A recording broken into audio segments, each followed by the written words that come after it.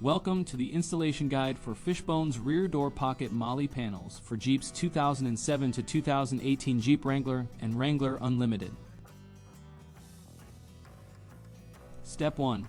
If desired, remove the factory door pocket netting and elastic band using a pair of cutting dikes or other cutting tool. This step is completely optional. Step 2.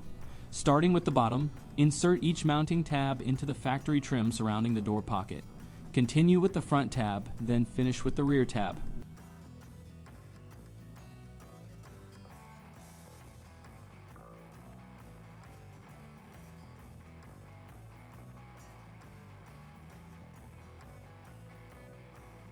Step 3.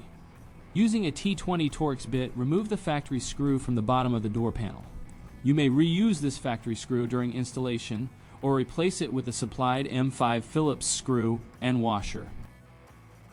Step 4. Insert the supplied hold-down bracket through the slot at the rear of the MOLLE panel.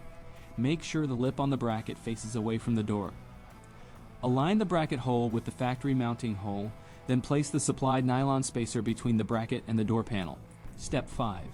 Secure the panel using the supplied M5 Phillips screw and washer, or reinstall the factory T20 screw.